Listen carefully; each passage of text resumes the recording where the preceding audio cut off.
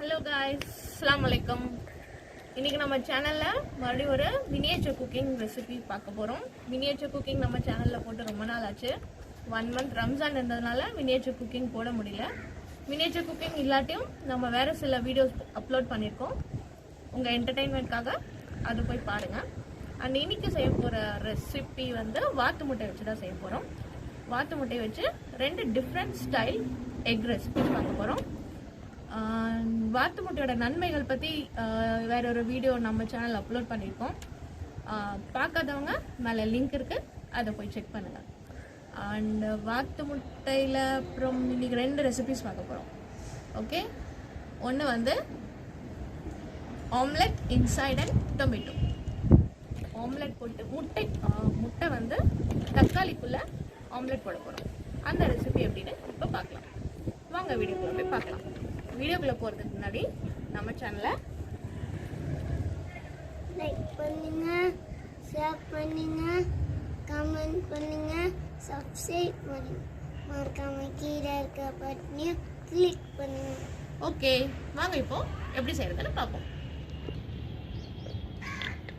Okay, நம்ம miniature cooking இல்லையா, அதனால 3 சின்ன சைஸ் தக்காளி எடுத்திருக்கேன். உங்களுக்கு பெரிய சைஸ் தக்காளி இருந்துச்சுன்னா நீங்கள் அது கூட எடுத்துக்கோங்க. நம்ம மினியேச்சர் குக்கிங் செட் தான் வச்சுருக்கோம். ஸோ இருக்கிறதுலே சின்ன தக்காளியாக பார்த்து நான் எடுத்துகிட்டு வந்திருக்கேன். ஓகே, தக்காளியை நல்லா வாஷ் பண்ணிவிட்டு நான் என்ன பண்ணுறனோ அதை அப்படியே பாருங்கள். இந்த மேலே லைட்டாக கட் பண்ணி விடுங்க.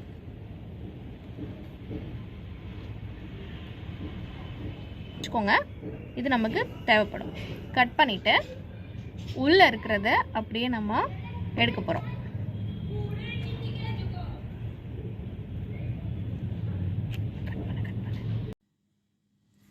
தக்காளியை இந்த மாதிரி கட் பண்ணி இதெல்லாம் எடுத்து வச்சுட்டு இந்த மாதிரி உள்ளே இருக்கிறதெல்லாம் எடுத்துட்டு ரிமூவ் பண்ணிவிட்டு இந்த மாதிரி எடுத்து வச்சுக்கோங்க. அப்புறம் ஒரு வாத்து முட்டை எடுத்திருக்கேன். வாத்து முட்டை நான் யூஸ் பண்ணுறேன். நீங்களும் வாத்து முட்டை கிடச்சதுன்னா யூஸ் பண்ணுங்கள், இல்லைன்னா எந்த முட்டை வேணால் யூஸ் பண்ணிக்கலாம். ஒரு முட்டையை உடைச்சி ஒரு பவுலில் ஊற்றிக்கலாம்.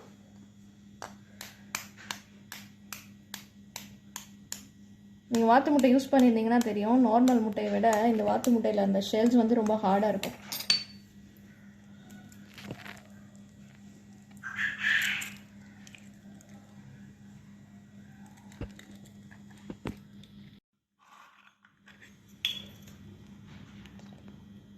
வாத்து முட்டை உடைச்சி ஊற்றிருக்கோம்.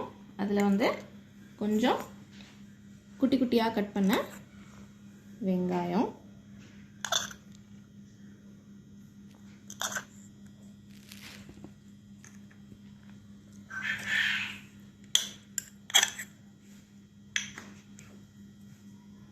அப்புறம் மஞ்சத்தூள் கொஞ்சம், உப்பு தேவைக்கேற்ப, காரம் தேவைக்கேற்ப, மிளகுத்தூள் கொஞ்சம், 3 போட்டு நல்லா முட்டையை பீட் பண்ணி எடுத்துக்கலாம்.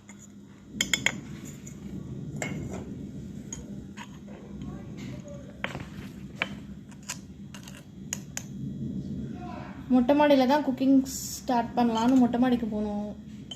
மழைக்கே பிடிக்கல போல இருக்குது. நல்லா மழை வந்துடுச்சு. பட் கிளைமேட் செம்மையாக இருந்தது. குக்கிங்க்கு வந்து அடுப்பு எரியாதில்ல, அதனால எல்லாத்தையும் மறுபடியும் எடுத்துகிட்டு நாங்கள் கீழே வீட்டுக்குள்ளேயே வந்துட்டோம். நாங்கள் வந்து எல்லாமே எடுத்துகிட்டு வந்ததுக்கப்புறம் இப்போ பாருங்களேன், மழை விட்டுருச்சு. நம்ம எடுத்துகிட்டு மறுபடியும் மேலே போனோம்னா மறுபடியும் மழை ஸ்டார்ட் ஆகிடும். ஸோ இன்றைக்கி நம்ம வீட்டுக்குள்ளேயே ரெசிபி என்னன்னு பார்த்துடலாம். வாத்து முட்டையை வெங்காயம், மஞ்சத்தூள், மிளகுத்தூள், உப்பு சேர்த்து இந்த நல்லா பீட் பண்ணி எடுத்துக்கோங்க. பீட் பண்ணி எடுத்ததுக்கப்புறம் நம்ம இந்த டொமேட்டோ ரெடி பண்ணி வச்சோம் இல்லையா, அந்த டொமேட்டோவில் இந்த மிக்ஸ்சர் அப்படியே ஊற்றிக்கலாம். ஆக்சுவலி நீங்கள் பெரிய சைஸ் தக்காளி எடுத்திங்கன்னா அதுலேயே முட்டையை உடச்சி ஊற்றிக்கிட்டு அதுலேயே வந்து வெங்காயம் இந்த மசாலா எல்லாம் போட்டு அதுலேயே மிக்ஸ் பண்ணலாம். பட் நம்ம மினி சைஸ் தக்காளி எடுத்துருக்கோம், அதனால் முட்டை தனியாக கலக்கிட்டு அப்புறமா உள்ளே ஊற்றுறோம். உங்களுக்கு எப்படி விருப்பமோ அந்த மாதிரி நீங்கள் பண்ணிக்கலாம். இதுலேயே வந்து டைரெக்டாக முட்டை ஊற்றுனீங்கன்னா உங்களுக்கு வந்து கொஞ்சம் வெளியிலலாம் லீக் ஆக சான்ஸ் இருக்குது. ஸோ நான் உங்கள் இஷ்டம் எப்படி வேணாலும் நீங்கள் பார்த்துக்கோங்க. பட் மெத்தட் இது தான்.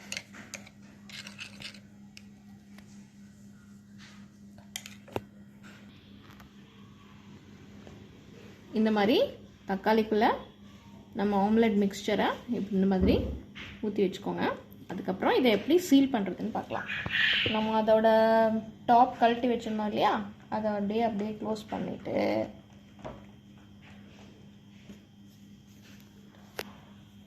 சாரி இதுக்கு முன்னாடி நம்ம கார்னிஷ்க்கு வந்து மேலே கொத்தம் தழை வைக்க மறந்துட்டோம். அதை வச்சிடலாம். சும்மா லைட்டாக 2-3 அப்படியே தூவி விட்டுடலாம்.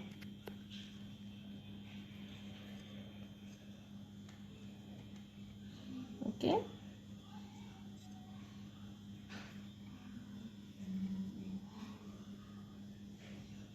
ஓகே, அப்புறம் சீல் பண்ணிடலாம். இது அப்படியே வச்சுட்டு டூத்பிக்ஸ், ஓகேங்களா, டூத்பிக்ஸ் இல்லைனா ஏதோ ஒரு ஷார்ப் குச்சி இல்லைனா மர கிளைகள்லேருந்து ஏதாவது ஒடிச்சு, இந்த ஒரு சில செடியில் வந்து முள் வந்து பெருசாக இருக்கும், அந்த மாதிரி ஏதாவது முள் அந்த மாதிரி ஏதாவது எடுத்து நான் வந்து இன்றைக்கி சும்மா சாதா ஸ்டிக்ஸ் எடுத்திருக்கேன். அதை வச்சு இந்த மாதிரி 3 சைடு குச்சி போட்டு சீல் பண்ணிடலாம்.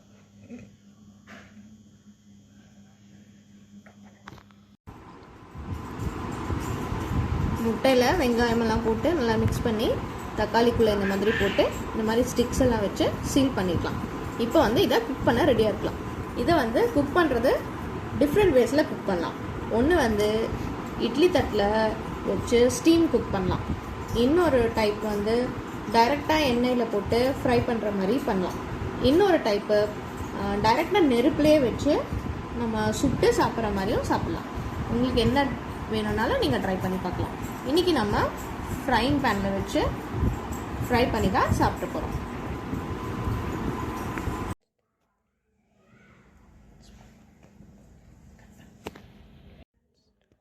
அடுப்பு பற்ற வச்சாச்சு.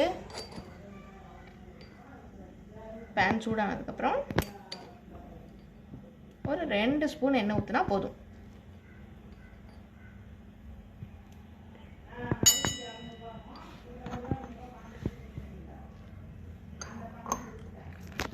எண்ணெய் சூடானதுக்கப்புறம் சட்டி நல்லாவே சூடாயிடுச்சு. அதனால் எண்ணெய் ஊற்றினோன்னா சீக்கிரமாக எண்ணெயும் சூடாயிடுச்சு. நம்ம இந்த டொமேட்டோஸ் வச்சுருக்கோம்ல, சீல் பண்ணி ஆம்லெட் மிக்ஸ்சர் உள்ளே போட்டு அதை எடுத்து இதில் வச்சிடலாம்.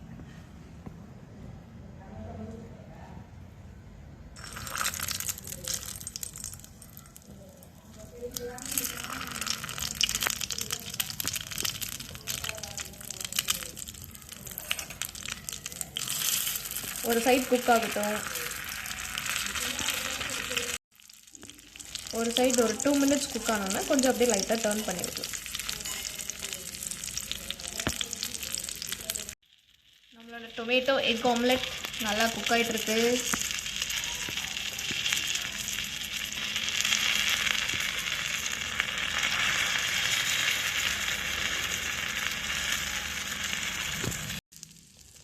டொமேட்டோ எக் ஆம்லெட் எல்லா சைட்ஸ்லையும் நல்லா குக் ஆகிடுச்சு. இதை நம்ம எடுத்து சர்வ் பண்ணிடலாம்.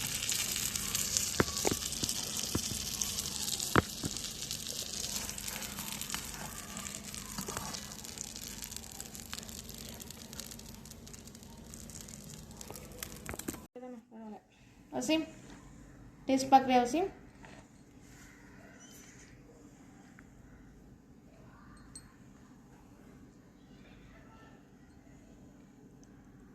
நல்லா இருக்கா?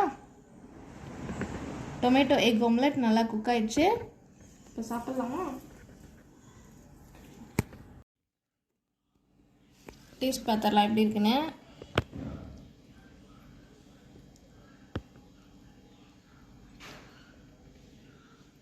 சூடாக இருக்கு.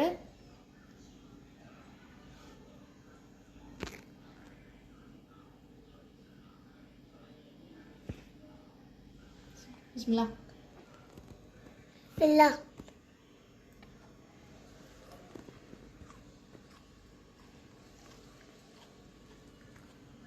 எப்படி இருக்கு? நல்லா இருக்கா? என்னது இது? இது பேர் என்ன? குக் ஆனதுக்கப்புறம் நம்ம அந்த குச்சியெல்லாம் எடுத்துட்டு இந்த தோல் வேண்டாம்னா ரிமூவ் பண்ணிக்கோங்க. நீ டைரெக்டாக நெருப்பில் சுட்டு சாப்பிட்டோம்னா இது இன்னும் டேஸ்ட்டாக இருக்கும், நல்லா கருப்பாயிரும்.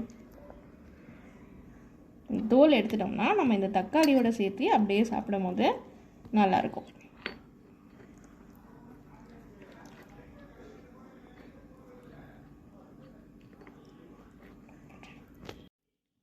தோல் ரிமூவ் பண்ணிவிட்டு டொமேட்டோவோட அந்த எக் ஆம்லெட்டும் சேர்த்து சாப்பிடும் போது இன்னும் டேஸ்ட்டாக இருக்கும்.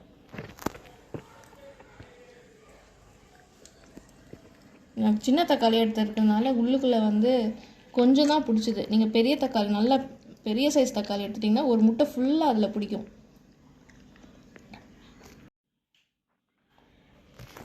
நசீம் எப்படின்னு சாப்பிட்டு பாரு. நல்லா இருக்கா? நல்லா இருக்கு. சூப்பராக இருக்கா? சூப்பராக இருக்கா? சூப்பராக இருக்கு. ஓகே ஓகே ஃப்ரெண்ட்ஸ், நம்ம டொமேட்டோ எக் ஆம்லெட் எப்படி செய்கிறதுன்னு பார்த்தோம். டேஸ்ட் நிஜமாகவே வேறு லெவலில் இருக்குது.